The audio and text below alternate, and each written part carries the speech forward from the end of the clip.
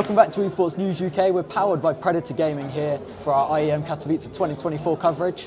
Today joined by an absolute titan of the UK casting scene, Alex Machine Richardson. How are you doing, Alex? All good? I'm good, man. Chilling. Very happy to be here. And it's one of your many Katowice appearances at the moment as well. I remember back in 2015 even, you were here. Yeah. You were here as a desk host. So you've done both. You've done desk host and commentator. Which one do you prefer? Tough one. I mean, commentary right now is my priority. I loved desk hosting. I had so much fun. I was doing it with my close friends, and we built like a real synergy. Myself, YNK, and Chad in particular. Like that was our kind of locked-in three. Felt like we could do anything. We really kind of worked out how we could flow and how everyone could look good, and I really enjoyed that. I found it very fulfilling. But I also kind of, I felt like I hit a bit of a ceiling. Like it kind of felt like there was limits to what I could achieve in it. And I got to the point where I was doing a lot of it on autopilot. Like I didn't necessarily have to be so hyper-focused and hyper-aware. I'd done so many repetitions and there was only so many deviations of what you're talking about, how you're talking about it, like I'm just finding lots of different ways to say, what are the win conditions? And what are your predictions? And this is the sponsor call out and see you after the break. And you kind of felt like I'd done it all.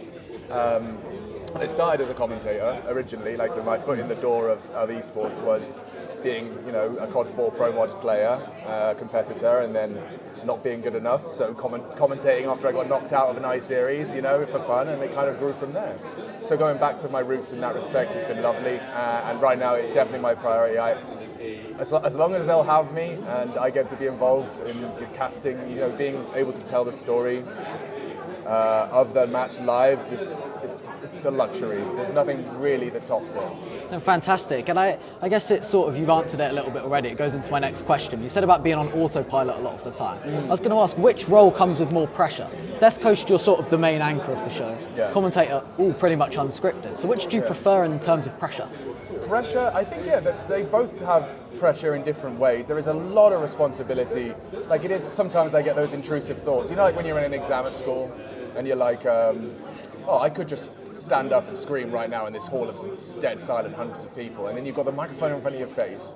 It's going out to tens of thousands in a stadium. You're like, whatever I say next, everyone's going to hear it. Thousands at home watching, like, oh my God. And then you kind of move on and you kind of get into the flow of it, and it just starts happening naturally. But that's quite a pressure in one respect. But I feel like for a desk host, they have a lot more on their plate.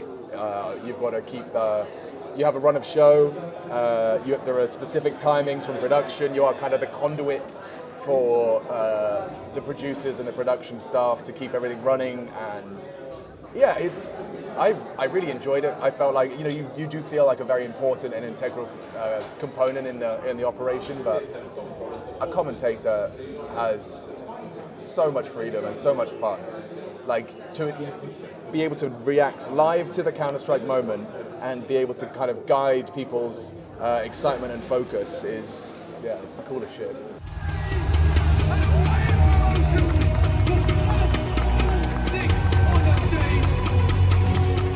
Been here since 2015. It's always been in the Spodek every year as well. This was the first big desk hosting gig I got was Cato 2015.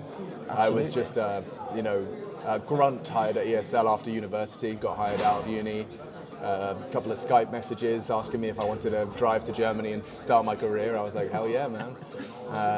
And then, I remember being pulled aside by Joe saying, how do you feel about desk hosting? I hadn't done any. I was casting a variety of different games, whatever ESL would put me on, And so to be asked to desk host, never mind Counter-Strike, which is like, it was a very, it was like seen as, and still is, as like the kind of the top of the esports pyramid of like competitiveness, storylines, history. It's got everything, and so a bit intimidating, but also obviously highly motivating to be offered something like that. Definitely intimidating, but you've obviously grown with the role over the years. Definitely, I think the Spodek's grown over the years as well. For sure. So being here since 2015, how much has it grown from that to what it is now? I mean, back then, Global Offensive was still a little baby, really. Yeah, well, for sure, in terms of the fan base. But I also think, it was doing majors, not long after that. The Spodek's similarly sold out as it was back then. It's not, but I think the growth is not in attendance or anything like that, or maybe even not in viewership, but I think it's more. I think what it represents in my mind is like the commitment that Intel and ESL have made, not only to Katowice but to Counter-Strike. The fact we keep coming back, it's like a bit of a a yearly mecca for Counter-Strike fans. I think Katowice and Cologne, they stand in that same regard. If anything, Cologne even more so, just because there is such a huge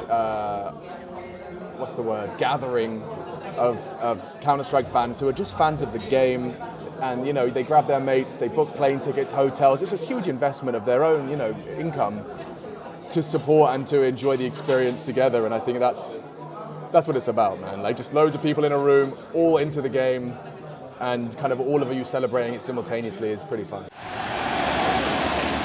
Sure, and you talk about that commitment from the fans. As esports grows, maybe not, like you said, in participation in terms of the arena, but in prize pools and sponsorships, how important is it to keep that connection with the fans? You did a Guess the Price segment where you got two fans on stage. That connection where you were chatting to him, your arm around him, it's really personal, it's intimate. If esports keeps going the way it looks like it's going, how are you still going to keep that connection with the fans where you're signing their stuff after a segment? I mean, it's sometimes it's difficult when you're doing the casting stuff now, because you're kind of, you're lingering backstage in a green room somewhere doing your prep and having your lunch, and then you'll kind of slide through backstage corridors to your casting desk, and then you'll slink away, and you don't really get the same opportunities. When I was hosting, it was usually you were just kind of thrown in the middle of the jungle, so you'd have to navigate through the crowd to get there and to leave, and I felt like I saw a lot more of the fans more consistently, which I really liked. But now I just kind of make sure I go out of my way to spend some of my off time, like here, after my game, stick around for the next best of three and try and get some one-on-one time with some fans and get to meet them, because it's very different when someone says something nice about you online. It's very easy to ignore that and look for the one negative comment and have that affirm all of the negative thoughts, whatever. But when you're in person and someone comes up to you, shakes your hand, and says, I really am a big fan, and it's the sincerity of the exchange. You can see it on their face that they mean what they're saying. That makes a world of difference. It's very hard to ignore when you get to actually meet people that appreciate your work. It's cool. For sure, and esports as an industry as well. There's been a lot of talk about maybe going into a winter period, but there's a lot of job cuts, maybe not as many opportunities in the industry. Does it worry you for the state of the industry as a whole? I'm optimistic. I mean, I feel like it's not even an esports thing so much as it is like a kind of global politics thing, inflation, a recession. I think it is. I'm not smart. I don't understand. I just said some buzzwords there, but there's something about that. There's something to do with all that. I think it's bigger than us. I think it's to do with other external factors and not so much just esports. But I understand. I also think, from my understanding, my limited understanding, it's also a couple of the VC funds that took some gambles on an emerging market, being once bitten, twice shy. I think, some really good salesmen probably did some really good sales, but it's going to bite esports in the backside, I think, in the short term, because those people are just going to be cautious when they hear that word again, which is a shame, but also, there's lots of ways to make money. I think all esports needs to do is stay genuine, stay cognizant of the grassroots, which is like the reason esports existed ever was because people wanted it. They just wanted to play the video game and watch other people play the video game when they're knocked out. The competition, the camaraderie, the friendships, the packing your PC and going to a LAN event, paying entrance just so you can have some fun with your boys and win or lose, you do it together, and people wanted to watch that, and people want to watch other people doing the same thing, and that's what this is. It's just been scaled up to the point where there's a stadium full of those people, ideally. I think that's our path to not getting too wrapped up in this winter, is just making sure that we stay true to its roots and stay true to its origins. Amazing. Finally then, let's move away from something that's bigger than us. Yes. Let's go to something that's personal to you. Okay. You have a fantastic Instagram feed full of great photography from places you've been. Thank you. Is there one location or one photo shoot maybe that's really stood out to you when you've been traveling with esports at the moment? Good question. Well, I still feel like I need to do my Tokyo stuff. I went to Tokyo after Sydney last year, and it was amazing. Wasn't there long enough, but took loads of pictures, and I've only uploaded a couple. Just I don't know why. I don't know what's stopping me. But yeah, I really enjoyed that little creative process. Just have a little cute point and shoot.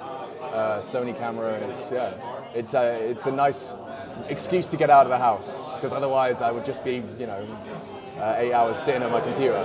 So good reason to get out and about, maybe even see the place I'm visiting. I got tired of doing that thing where you visit a country for a week, 2 weeks, someone says, how was it, what's Stockholm like? And I'm like, I don't know, man. It was cold, I guess. When I was going from the cab to the hotel, or the hotel to the cab, that's like all of my experiences were, and it got a bit tiring of not having anything to report, of all these exciting places I've been. My school friends would be like, oh dude, how was this, how was that?